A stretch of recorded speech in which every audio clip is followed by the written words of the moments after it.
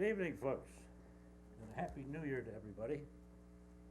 Just to remind you, or to tell you if you haven't been here since we got online and on television, we now televise these meetings, and you can get it on Channel 22, the government channel. You can also get it on, is it the website, or is it a special stream? As far as I know, it's a live stream on the, Okay. currently airing on the Channel 22 local network. And then it's available on video on the TV. If you go to the town's website, under Channel 22, and you tag live stream, you can punch Okay. up and re-watch. Great, I know all you're The very non-live interested in that, in case you wanna do it, that's how you get it. Cause it's so exciting. I'm gonna call this meeting to order at 5:06 PM. And first I need a motion to consider the proposed agenda. So moved. Need a second? Second. Okay, all those in favor, aye? Aye.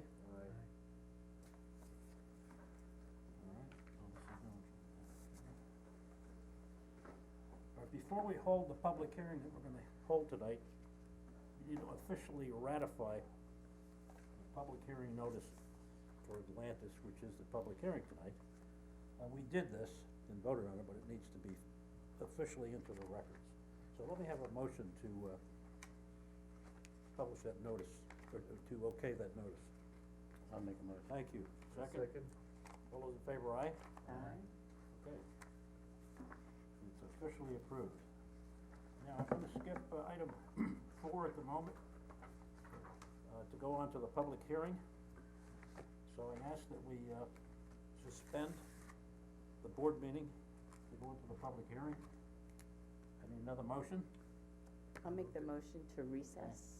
Second? and a second. All those in favor, aye? Aye. And I need a motion to open the public hearing for Atlantis. Thank you. Second? Who did, I'm sorry, who opened? He did. Opened the public hearing? Yes. All those in favor, aye? Aye. I'm sorry, who was the first? Jim? All right, we'll start our public hearing. There's a prescribed script I have to read, so let me do that first, and then we'll get down to business. I call this meeting to order at 5:10 PM. We are here this evening to accept public comment regarding the application for financial assistance of the Atlantis Marine World LLC. I have on file an affidavit certifying for the publication of the following notice of public hearing in the December 22nd, 2018 issue of the News Review as the official newspaper of the Riverhead Industrial Development Agency, as so designated by the Board of Directors at its meeting on December 4th, 2017. I make the notice of public hearing and the resolution calling said hearing a part of the record of this proceeding of Atlantis Marine World LLC. Further, I make a part of the record of this proceeding, the affidavit of Tracy Stark James, as Executive Director of the Riverhead Industrial Development Agency, attesting to the service of the notice of public hearing in this matter upon the Chief Fiscal Officers of the affected jurisdictions as required by the law of the state of New York. Now, with the representatives of Atlantis Marine World LLC, step forward to the podium. Whoever wants to, get up there first, let us have your name and your address. Good evening. Good evening, everyone. My name is Ellen Bissett-Rigi. I am counsel for the Long Island Aquarium with an address at 147 Main Street in Cold Spring Harbor, New York, 11724. Welcome. Thank you. So the present application is by Atlantis Marine World LLC for an exemption from sales and compensating use taxes in connection with a new project at the Long Island Aquarium and Exhibition Center and the Hyatt Place East End, both located at 431 East Main Street in downtown Riverhead. Atlantis is requesting IDA support in connection with its proposal to install a combined heat and power system and other HVAC equipment necessary for energy efficiency at the site, as well as to perform required roof repairs, maintenance, and other renovations to the facility as part of their continued development of this major tourism destination that is the very heart of downtown Riverhead. The Long Island Aquarium is a current IDA project which was developed in cooperation with the town of Riverhead and Atlantis under the original urban renewal plan, which was adopted by the town 25 years ago. As many are aware, Atlantis and the town of Riverhead, together with the Riverhead Industrial Development Agency, have enjoyed a long history of working together to advance new job opportunities, generate economic welfare, and promote the general prosperity to the citizens and businesses in the town of Riverhead. In order to fully understand the scope of this long-term relationship, I'm going to just briefly recount the history and the role of Atlantis in the revitalization of downtown Riverhead. That relationship began 20 years ago in 1998, when Atlantis responded to a town of Riverhead request for proposal for the revitalization of over 3 acres of highly underutilized waterfront property owned by the town in a designated urban renewal area. At that time, the old Riverhead Building Supply property was a shuttered and dilapidated lumber yard, which was plagued by environmental contamination. Phase 1 of the revitalization project began in 1999, when, with commitments of support from both the town and the IDA, Atlantis entered into a memorandum of understanding to create a multi-year, multi-phased tourism destination facility and economic generator in the downtown business district, consisting of a 30,000 square foot aquarium with 80 displays, an environmental tour boat, a special events area, ecological wetlands exhibits, and a restaurant. When Atlantis purchased the property from the town of Riverhead, one of the conditions of the land disposition agreement was that Atlantis would receive financial assistance from the IDA.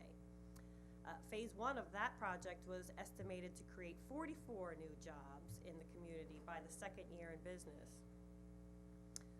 It should be noted as a side note, part of that transaction, Atlantis was required by the town to provide considerable ongoing support for the Riverhead Foundation for Marine Research and Preservation, which is a not-for-profit organization whose mission has been to rescue marine mammals and sea turtles, and which itself was on the brink of financial extinction before Atlantis became involved. Atlantis required to provide the not-for-profit with approximately 14,000 square feet of space at the aquarium, as well as funding and other support for its mission, including the payment of $90,000 a year for 20 years. Over the years, Atlantis has not only provided the Riverhead Foundation with a home for its rescue operations, which is, by the way, the largest rescue facility in the Northeast, but they've also donated over that time close to $2 million in funds and services to support the rescue and rehabilitation efforts to rescue the stranded marine mammals and sea turtles from our local shores. And when the aquarium opened its doors on June 15th, 2000, it was the first large-scale aquarium to open in New York State in more than 35 years.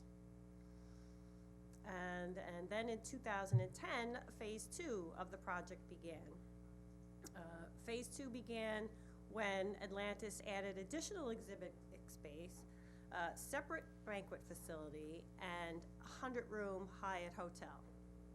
Under phase 2, with the continued assistance of the IDA and an additional Restore New York grant, which was for $2.4 million, Atlantis made an additional investment over $24 million and increased the size of the facility by an additional 97,000 square feet, adding another 100 new jobs to the community.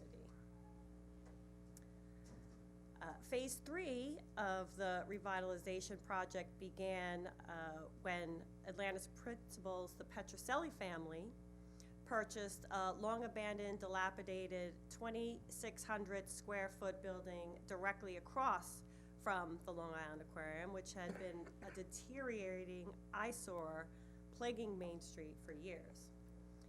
In consultation with the Historic Preservation Committee, and again with the assistance of the Riverhead IDA, the building, which was built in 1905 by Civil War veteran Henry H. Preston, was historically renovated to its former glory.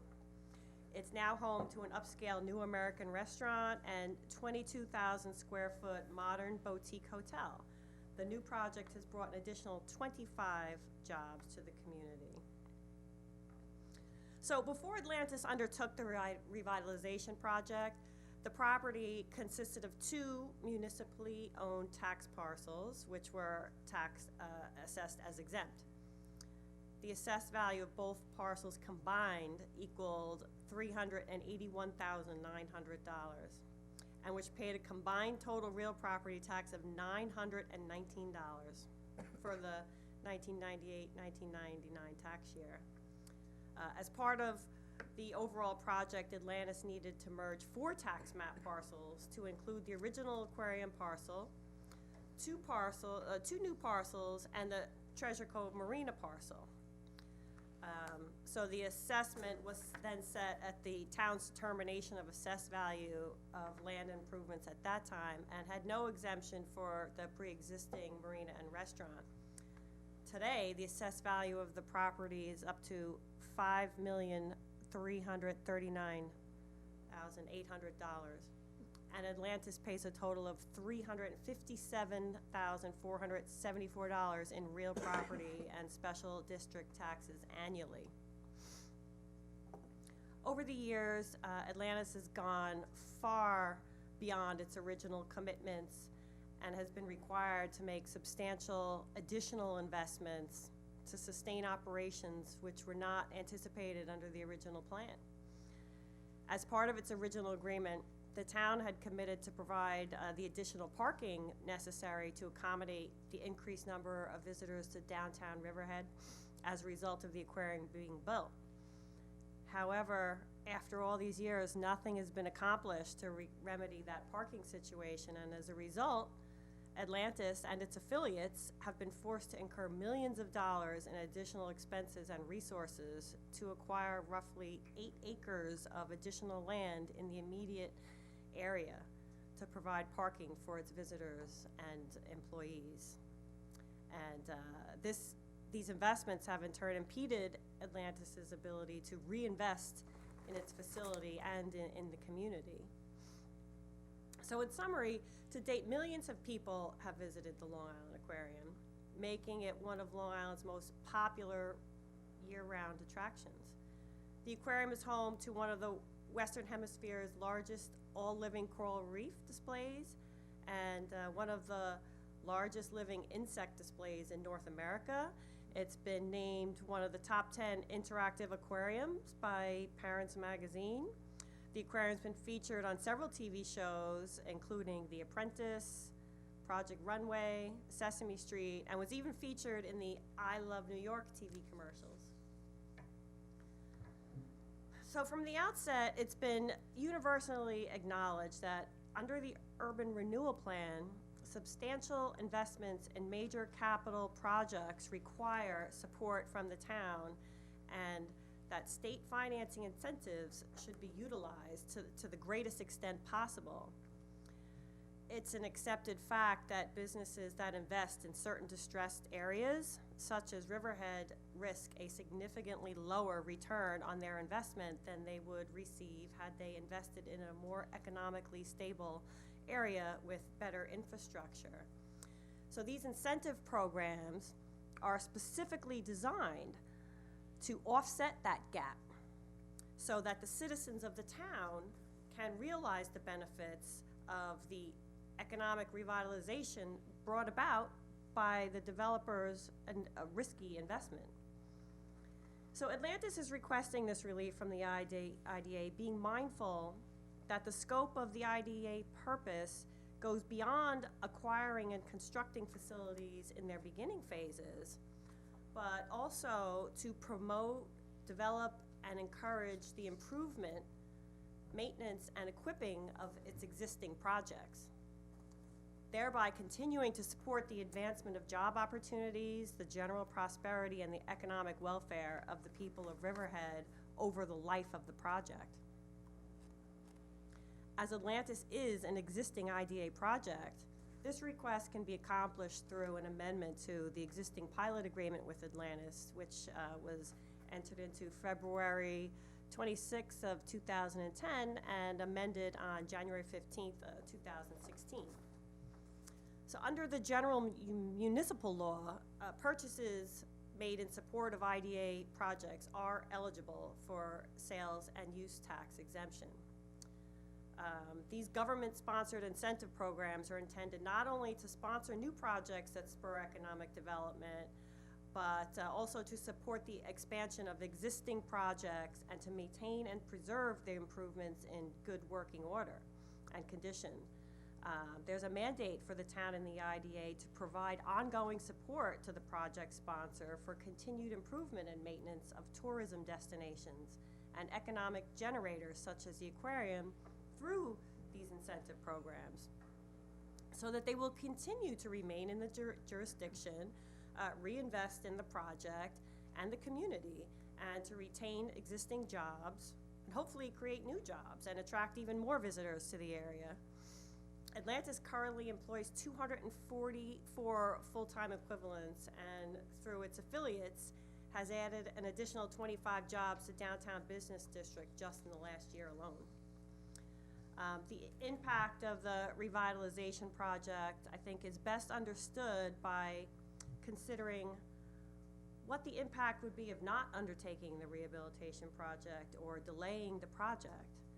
As we're approaching 20 years since the aquarium first opened its doors, the aquarium now faces issues of outmoded designs and attractions, as well as an aging infrastructure, which is in many areas nearing the end of its useful life expectancy. Moreover, with an outmoded utility system that's strained to its capacity, Atlantis is faced with skyrocketing utility costs and limited capacity for expansion of its existing exhibits and attractions to attract more visitors. As a major tourist attraction, quality control of the visitor experience is of paramount importance to Atlantis. Without a long-term commitment to reinvestment, Atlantis risks declining attendance and shrinking operations. This in turn will negatively impact Riverhead's progress with its revitalization efforts. To keep the visitors coming to Riverhead year after year, the town and the IDA must support Atlantis' efforts to continually reinvest in the facility and operations so that it can continue to provide quality attractions and experiences that appeal to the public demands, as well as meet with the ever-changing design and technology standards and requirements. So the sales tax rate in Suffolk County is 8.625%, of which 4% is collected by the state and the balance is collected by the county. Estimated sales tax revenue in New York State for 2017 was $15.2 billion, and Suffolk County sales tax revenue was well in excess of $1.3 billion. In addition, sales tax collections are reported to have climbed above the budget in Suffolk County for 2018 as a result of increased employment and healthy consumer demand. Therefore, it's expected that this limited tax incentive we're looking for will have virtually no impact on state or county sales tax revenues. So with that, I would like to introduce the Executive Director of Atlantis, Brian DeLuca, who will elaborate further on the contributions of Atlantis to the community and the specifics of the revitalization project. That's good right there. Thank you. Thank you. Thanks, Alan. Hello, Brian. For the record, Brian DeLuca, 252 Oak Street, Medford, New York. good evening. Tremendous history, 20 years there, clearly.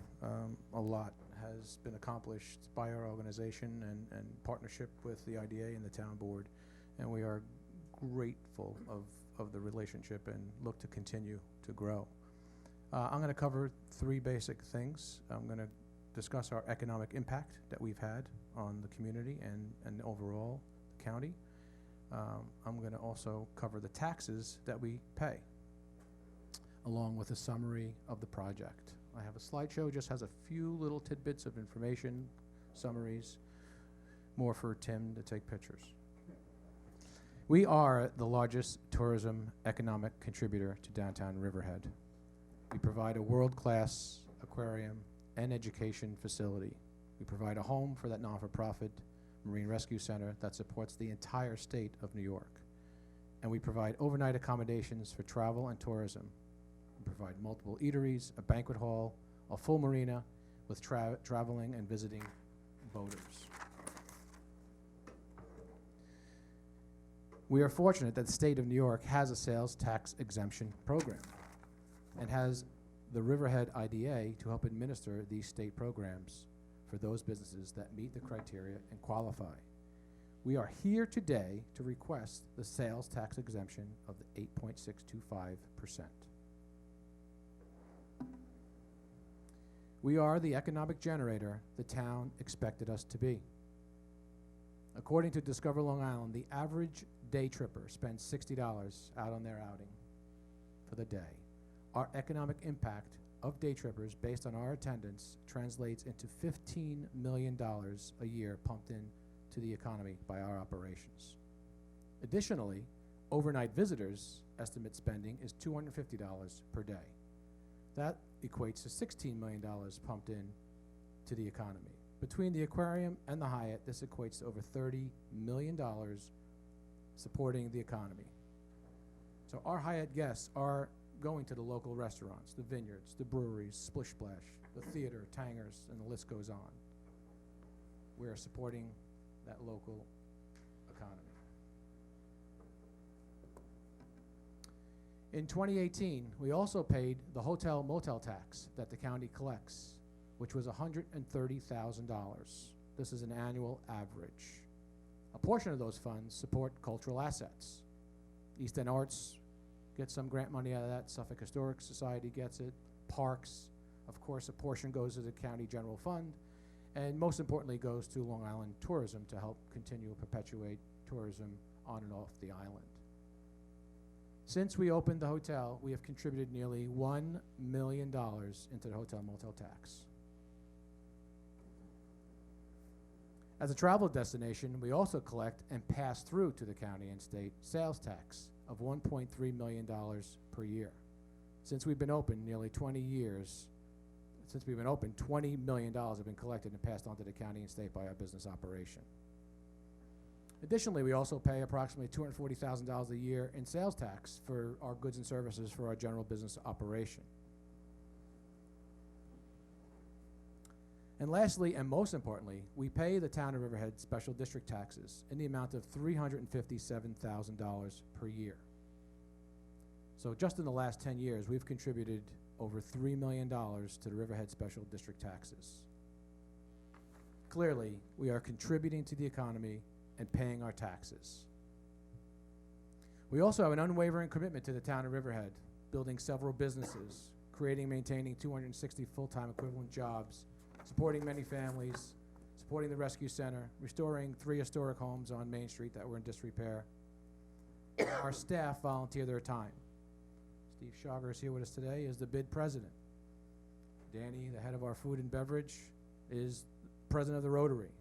And myself sit on various committees, from downtown revitalization to the parking district, the BOA committee, and of course, take a lot of pride in Art in the Park, which we accomplished together with a very small crew of people, and was happy to be a part of that and bring revitalization to that Grangerville Park with Art in the Park. We are here today to request a sales tax exemption. For the projects that we have proposed, $4.3 million investment will be made, which we are funding ourselves between lines of credit, bank loans, equity, budgeted cash. We are funding that project ourselves. $3.4 million of the project is subject to the 8.625% sales tax. Essentially, our sales tax exemption request is less than $300,000 over the 2-year period of this project. Rising operational costs and deteriorating buildings are all impacting the business. The proposed project has 2 parts: the purchase and implementation of a combined heat and power unit, or CHP, an absorption chiller, cooling tower, to chill the aquarium tanks, along with energy-efficient pumps, HVAC, rooftop, and building repairs. The second part of the project is the renovation of the Hyatt hotel rooms, lobby, and ballroom. Over the last 2 or 3 years, I've done research between fuel cell, solar, and CHP units. Looked at different grants, different incentives through NYSERDA, Energize New York, PSE&G, different rebates. The Department of Energy provided a free study for our facility that determined that the CHP was our best choice of energy for efficiency and ROI. A majority of our tanks required chilled water.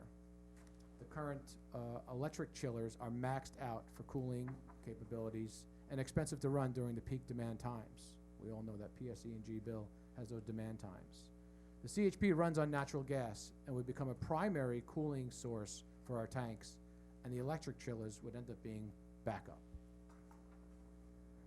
CoEnergy America is the company we have retained to provide the engineering analysis, the CHP equipment, to support our tank cooling needs.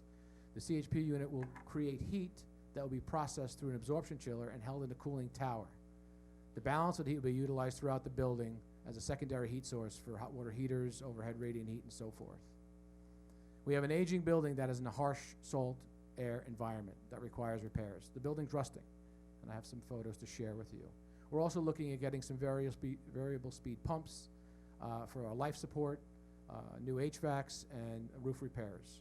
We also have created a new medical equipment room for our animals for on-site veterinarian. They normally have gone off-site when the animals are smaller, but now they're getting too large. They're eating a lot, but they're getting older, they're getting larger, and less transportation, so we're creating a veterinarian on-site, helps support the animals' medical treatments. In order to maintain our facilities, are critical things we need to do. Financial assistance for the sales tax exemption from the IDA will help ensure the buildings remain in good repair, run efficiently, and we can continue to operate a world-class aquarium with attractive exhibits and carry on public education. To also help ensure that we continue to bring tourism to downtown Riverhead and meet our Hyatt brand hotel franchise contractual obligation, we'll be doing a renovation of the hotel lobby, rooms, and ballroom. The current project is being implemented by Atlantis to make significant improvements to phase 1 and 2 of this still fragile tourist destination that is so critical to the economy of downtown Riverhead. Therefore, is our request that the IDA board grants Atlantis a sales tax exemption for these projects.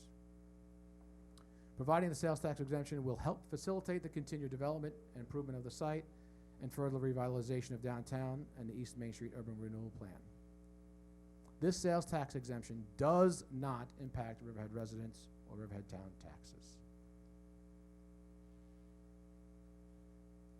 So this is one of the I-beams in the building. It looks obviously painted and very rusted. Those are support rods put in through. So this piece in particular, you look on the right side, there was cinder blocks there. So this I-beam was flanked by cinder blocks and was not accessible, and we had to cut part of the wall out to actually get to it.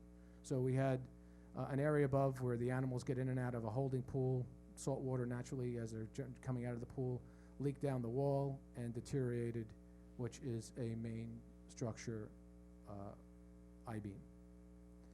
This is us repairing some of the I-beams. There are hundreds throughout the property, with cement encased to get it to a rigid and structural part of the I-beam, so we do not have that continual deterioration. Again, these go right down to the floor, more structural cement around the I-beams. As you can imagine, there's just salt water everywhere, and the steel is rusting, and we have to encase them in concrete. Another I-beam of that nature. And you just see metal doors rotting, they're just, you know, again, it's a harsh environment. Steel doors rusting everywhere. And that's the railing for the shark tank, which clearly needs to be replaced. Everything's rusting. This is a CHP unit.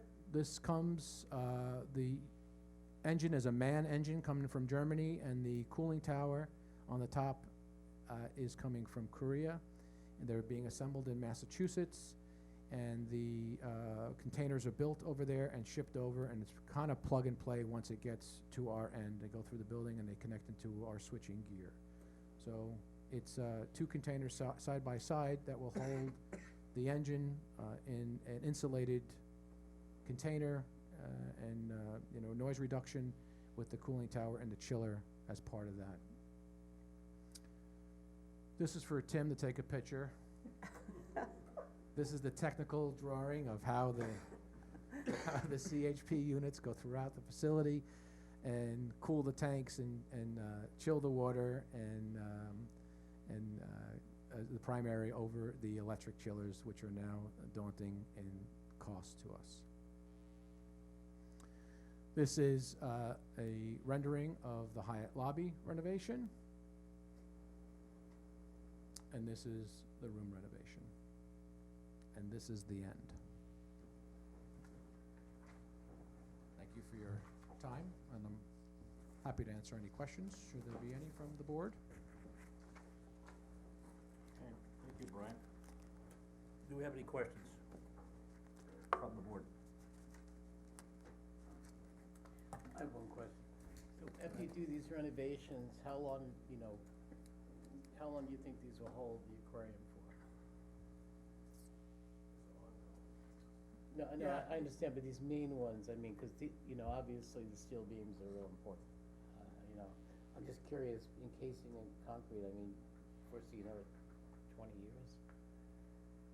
I would say there's a good chance that that's gonna be the case with, Just with, you know. yeah, Right, no, I yeah, can see a little that. higher above, I right, can see that, yeah. yeah. Yeah, I mean, we have a crew that's, basically just paints the building throughout the year. It's like only, exactly, yeah. It's a boat. Yeah.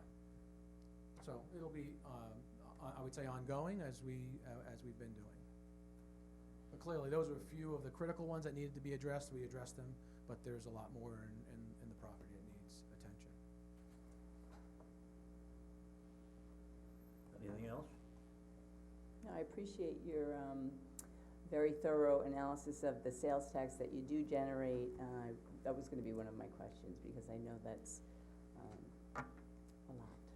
every Yeah, year. just even with the statistics that Discover Long Island provided us with, and, think about going out for the day trip, $60 Right. is not unreasonable, and the amount of people we're bringing in, it's millions of dollars at the end of the day. So, those are real.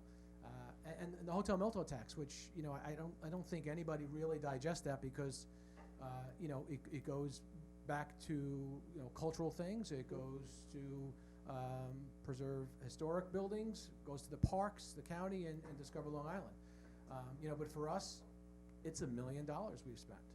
So, those are real taxes that we're paying that, I don't think the public really understands, and maybe this is the opportunity to digest that and say, we're contributing. And even the $357,000 in taxes, that's still part of the IDA abatement that we get between the pilot program. But we're open 20 years, but 10 years, it's $3 million. So it's substantial dollars that we're contributing, and we're definitely an economic generator. There's no question about it. And this is a simple request. It's less than $300,000 in sales tax on a program that exists already with the state.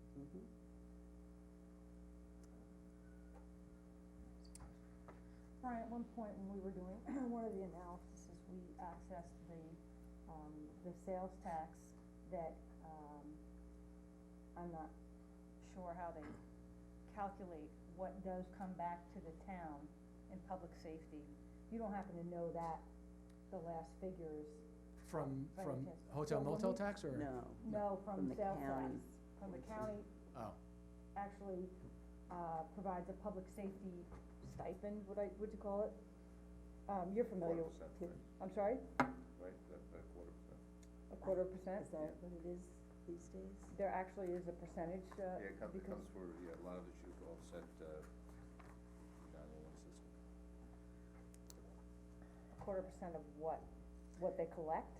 No, Yeah, I didn't think Yeah, so. no, no, it's, they We, try we to- don't get back what we, Right, and if I remember, wasn't Riverhead one of the top sales tax, or was it just the hotel motel tax generators to the county? Do you remember? Riverhead This has is a its, long time ago. yeah, I don't recall, cause I mean, in that you have Tanger, you have some tremendous tax generators, so, Right. yes, Riverhead's is definitely up there. But, definitely for hotel motel too, that, and some of that we do get to see back, because, I know, I'm on that board, of directors for Discover Long Island, so I know those funds are coming back through cultural grants, the omnibus, which goes to, legislator, Krupski's office, and then he gives it back out in omnibus grants. But clearly, East End Arts gets funding through those cultural, so those dollars are coming back to support some of the projects that take place here. Great. Council? Okay, thank you, but just hang on for a moment. Anybody here in the audience that would like to, ask a question or make a statement? All right, well, hearing none, then thank you, Brian, thank you, Ellen. And I need a motion to adjourn the public hearing. Motion to close the public hearing. Close. Close, excuse me. I'll make a motion to close. Thank you. Okay, and you And seconded? a second? one second. All those in favor? Aye. Okay. Closed. Now, I need a motion to reopen the IDA board meeting. I'll make a motion on the IDA board meeting. Second? Okay, all those in favor, aye? Aye. Aye. For Tracy, since she ran, you're the second? I'm the second. You seconded? Bob and Jim, right? Move and second. All right, good. I wrote it. Wrote it.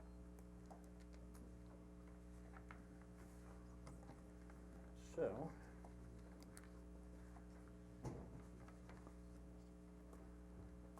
Nice to see you, gentlemen. Happy New Year. Thank you, Joe. Thank you. Thank you. Thank you. Did we do reopen? Yes, Bob and Jim. All right, let's go to 6, then we'll come back to 4. 6 is consideration of the minutes for December 10th. Need a motion to approve them. So moved. Thank you. Second, I'll second. any discussion, deletions, additions? All those in favor, aye? Aye. Okay, motion's carried. Now, if you go back to 4, this is an annual consideration of organizational resolutions. First one is officers, second one is IDA committees, and then we have to endorse our depositories, and that would be your bank type things, as well as electronic transfers, excuse me. So we have 1, 2, 3, 4. We've each had them for a while and had an opportunity to read them, the resolutions, that is. I think we'll just vote on these as A, B, C, D in the package, if that's acceptable to the board. So let me have a motion to put that on the floor. Thank you, Jim. A second? Second. All right, any discussion?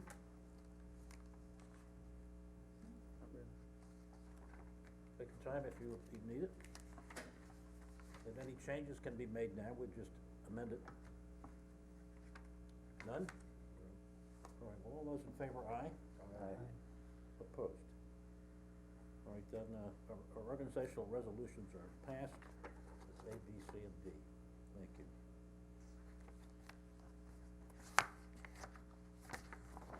All right, correspondence. All right, We received a thank you note from, John Dunleavy for our condolences to the passing of his wife. And also in your packet is, a letter on behalf of Country Limousine requesting some documentation which will be forwarded. I'm gonna put those in from last night. Okay. You good? Mm-hmm. Then we're going on to the treasurer's report. So, Mr. Treasurer, tell us how we're doing as of the past month. Make sure I'm in the right spot. The cash balance in the People's United Bank checking account as of December 31st, 2018 was $271,138.88. The revenues on an accrual basis for the month of December 2018 includes $5,000 annual EDC administration payment, pilot splitting fees of $1,500, and interest earnings of $7.93. The expenses paid for the month of December 2018 totaled $45,278.79. Okay, any discussion, any questions? Well, anyway, we need to make a motion, so. Somebody make a motion to approve this? I'll make the motion. Thank you, a second? I'll second. Now, we'll go to any questions, discussion? I just have one, and that is, the pilot's paid. Oh, they're coming in. Hmm? They're coming in. They have till the 10th, Okay. so they're trickling in. Well, we'll ask that again. Yeah, Yeah. next month. Like that. But they're pretty good. We might have, Yeah, a few that don't pay on time, but most.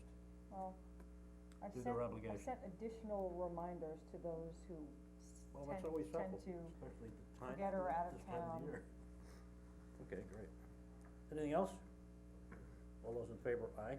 Aye. All right. Revenues are approved.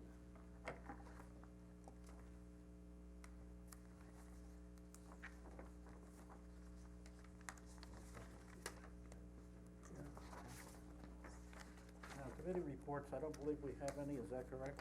No, but I will be sending out emails because this is our reporting period and we'll need to, do a governance committee to review the policies, Is it that time already? yes, it's that time.